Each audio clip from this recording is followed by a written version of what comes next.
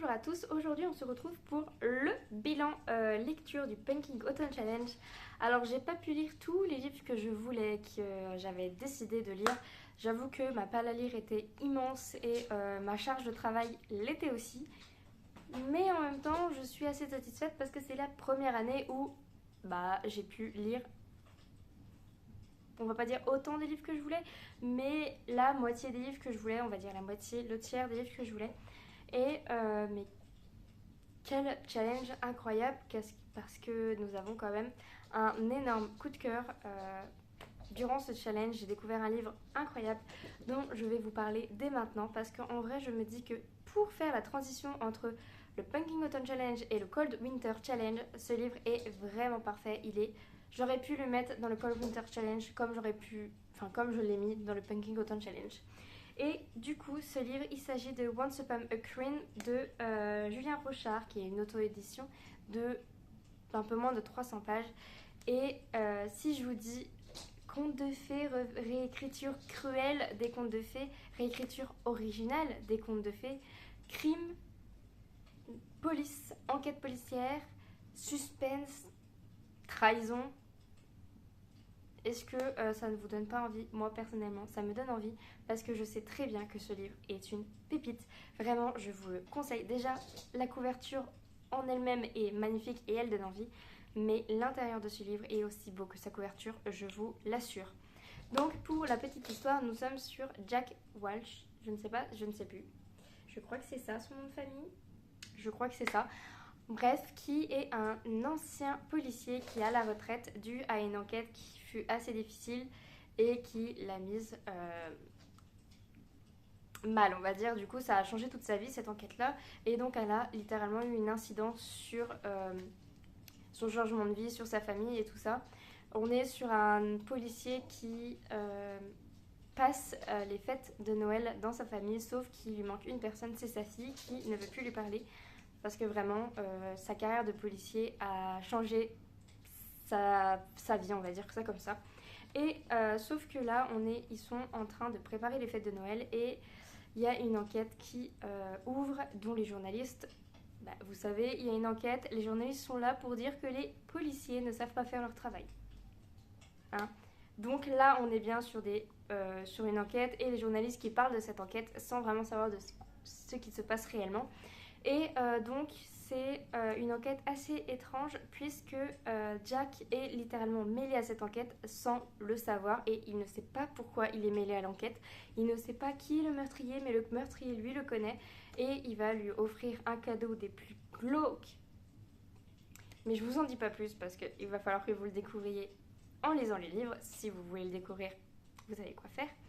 Et donc là, il va mener une enquête et le meurtrier va littéralement se jouer de lui. Il va lui envoyer des devinettes et si Jack ne répond pas à la bonne réponse, quelqu'un va mourir.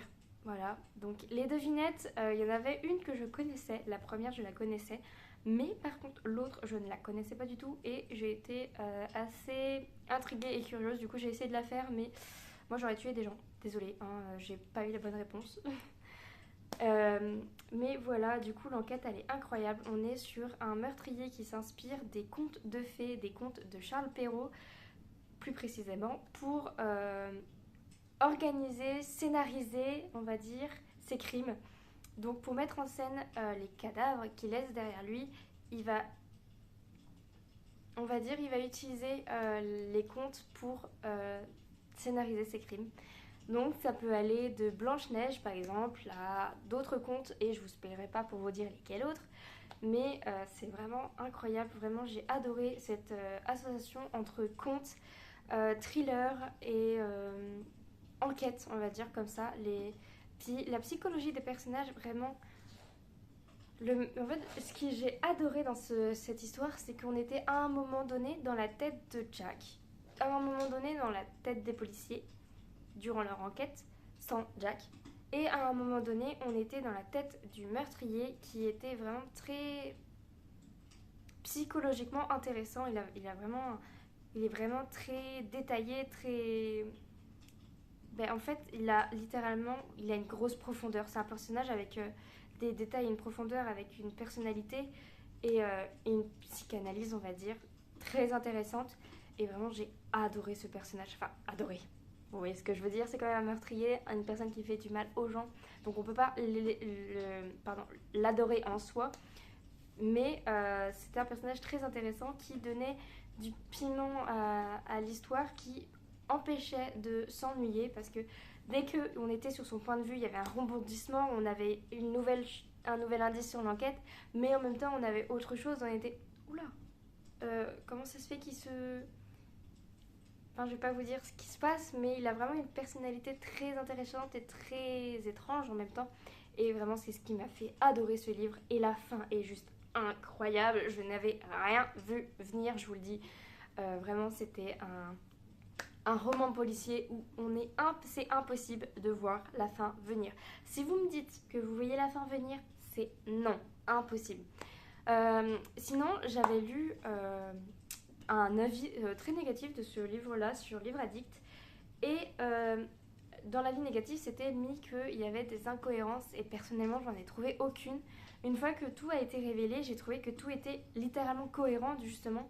Le fait que, à la fin, une fois qu'en fait, je me suis dit que si je relisais le livre en connaissant la fin, eh ben, j'aurais une autre vision sur ce livre et l'histoire, elle serait totalement différente.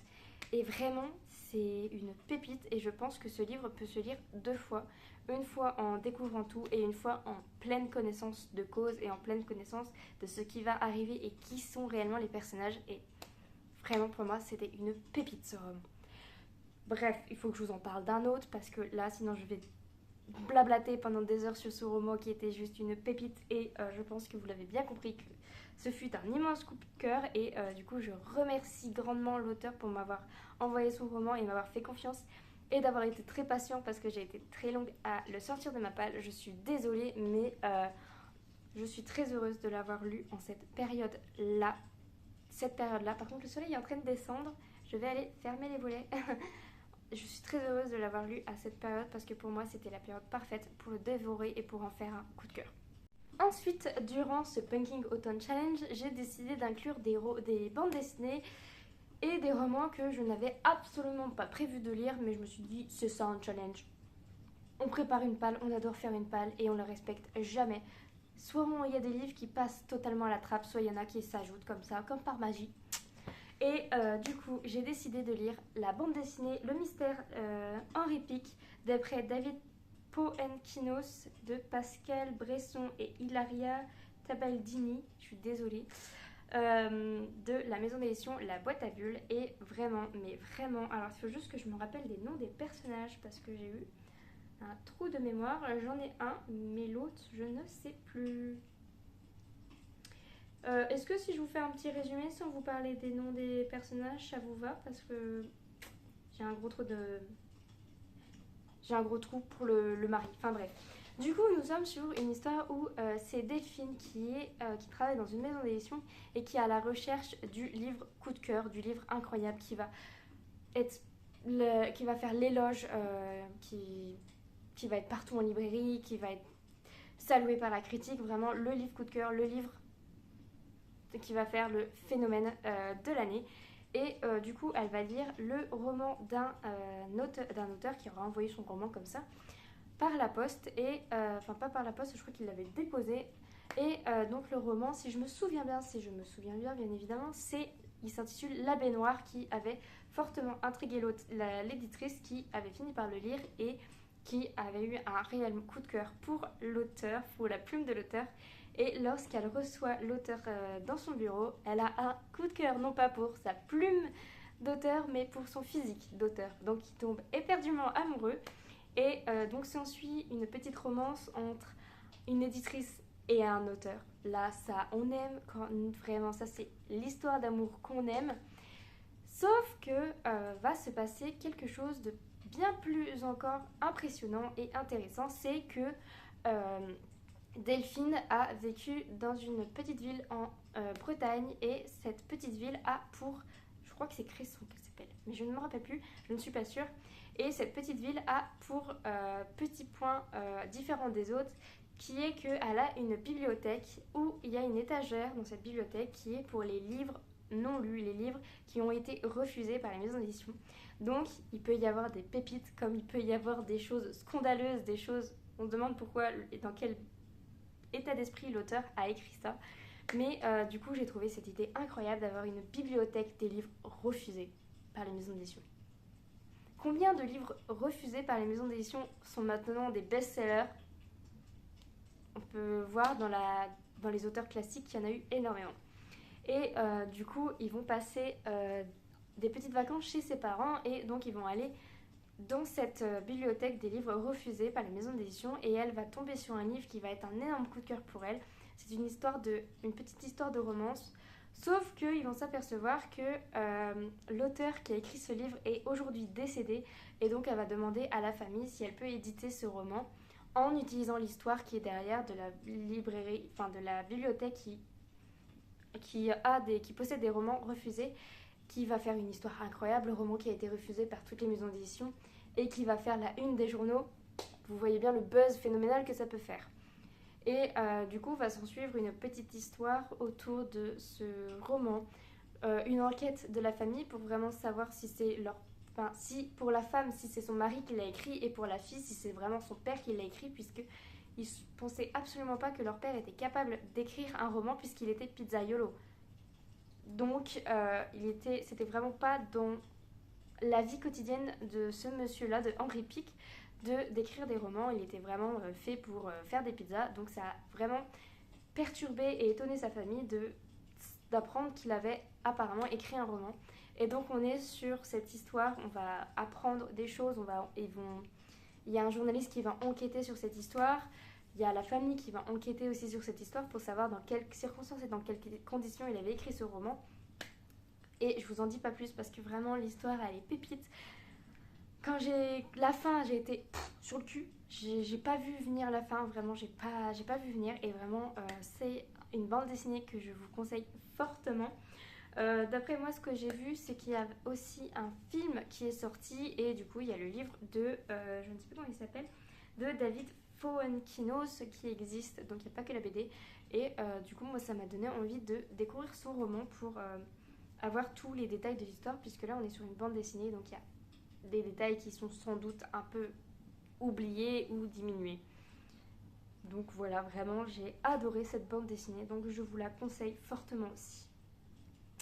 Ensuite, j'avais aussi décidé donc de lire plein de petites BD et j'ai lu une petite BD. Comme vous pouvez voir la couverture, cette petite BD fait assez automnale dans l'atmosphère et dans les couleurs.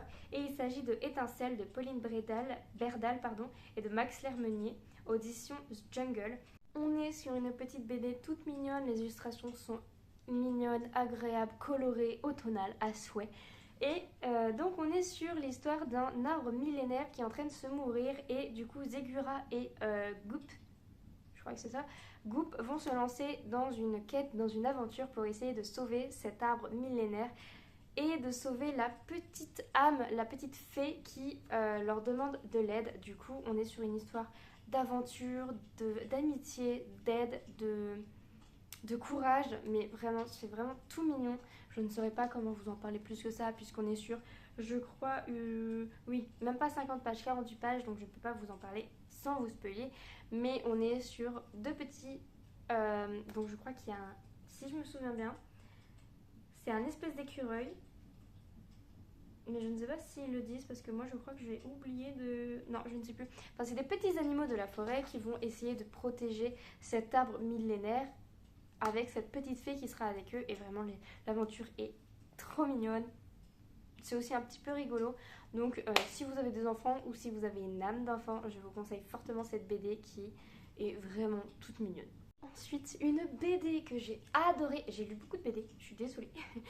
C'est Cléo et Apo, des souris au musée de Éric Latière et Bastien Quignon, aux éditions Didier Jeunesse. Et là, mais vraiment, c'est une folie ce livre. Du coup, on se retrouve avec deux petites souris à la fermeture du musée qui font le tour du musée pour retrouver leur meilleur ami, le chat.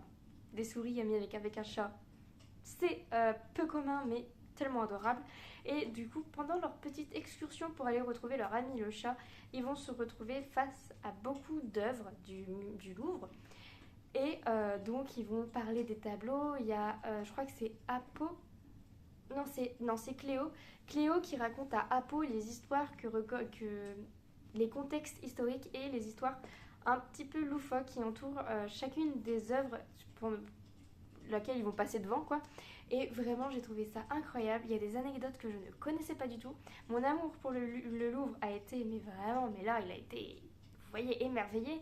J'ai été heureuse et comblée de lire ce petit album qui était vraiment très mignon. Et vraiment, si vous aimez les faits historiques assez loufoques, si vous aimez le Louvre, si vous aimez les souris, les petites souris amies avec un chat, ou si vous aimez tout simplement les œuvres en tant que telle, eh ben, je vous conseille fortement cette lecture parce que vraiment, c'était une pépite. Il y a des anecdotes très drôles, des anecdotes qui je ne connaissais pas du tout. Et voilà, du coup, j'étais vraiment très heureuse d'en entendre parler, de les découvrir. Et vraiment, j'ai trouvé que c'était une BD qui amenait à la perfection donc le divertissement et en même temps le fait d'apprendre un peu plus sur des œuvres qu'en plus on connaît et qu'on ne sait même pas leur contexte. Pardon, ça m'a perturbé le sapin qui s'est allumé d'un coup. Du coup, maintenant, je vais vous parler, enfin, je vais pas vous parler pendant des heures des livres que je vous ai déjà parlé pendant ce challenge, mais donc, durant ce challenge, j'ai réussi à lire aussi un roman il s'agit de Poppy Clemens, tome 1, La chose du rêve, de Audrey Co. Et c'était une auto-édition. Donc là, on était plus sur un roman paranormal, avec une enquêtrice du paranormal qui essaye de retrouver des esprits, un monstre qui s'est échappé de ses rêves. Et du coup, on est sur une enquête pleine de suspense, pleine de tension, qui fait un petit peu peur aussi. Je vous le conseille, mais surtout, vous lisez ce tome lorsque tous les tomes seront lus. Enfin, pardon, lorsque tous les tomes seront sortis pour les lire, il faut qu'ils sortent, pardon. Et parce que moi, j'ai lu le tome 1, je n'ai pas le tome 2, et je peux vous dire que depuis que je l'ai lu, j'attends qu'une chose, c'est de lire le tome 2, parce que le tome 1 s'arrête sur un truc, mais un truc de ouf, donc on ne peut pas attendre. Vraiment, c'est une fin qui nous donne encore plus de questions que le début de l'histoire. Vraiment. Donc je vous conseille d'avoir le tome 2. Un autre roman que j'ai lu pendant le Pumpkin Autumn Challenge, c'était Le Royaume d'Elcarion, tome 1, La Lune aux 2 étoiles de Mooney. Alors ça, je crois que c'est un roman que j'ai rajouté, que je n'avais pas du tout parlé pendant ma palle. Je ne sais plus. Enfin bref, du coup, nous sommes sur l'histoire de Tara, qui est une jeune étudiante qui donc a subi le harcèlement scolaire, et parce qu'elle n'est pas comme les autres, elle est très différente des autres, mais ce n'est pas une excuse pour la harceler, bien évidemment. Et du coup, elle va faire la rencontre de, je ne sais plus comment elle s'appelle, Rosa. Elle va faire la rencontre de Rosa Loria, qui arrive tout juste dans la même école qu'elle. Et Rosa Loria va la prendre sous son aile, elle va l'aider de la meilleure des façons à vaincre ce harcèlement, à remettre les personnes à leur place pour leur dire non mais ça va pas de harceler une pauvre fille qui est toute seule et qui a rien demandé. Vraiment, Rosa Loria pour ça, elle était la peste. Et donc on va se rendre compte que du coup Tara vient de base d'un monde qui n'est pas du tout le même monde que nous. C'est un monde plein de magie, avec qui est gouverné par une femme qui est assez cruelle. Et je ne vais pas vous en dire plus parce que de toute façon, je vous en ai déjà parlé dans une vidéo dédiée à mes lectures faites au Pumpkin Autumn Challenge au fur et à mesure où je les ai lues. Donc, je vous mettrai le lien en description pour si vous voulez avoir mon avis lorsque je les ai lus, parce que souvent, je tourne la vidéo juste après les avoir lus. Comme il est le cas avec, du coup, Once Upon a Cream, je ne sais plus comment ça se prononce, ça y est.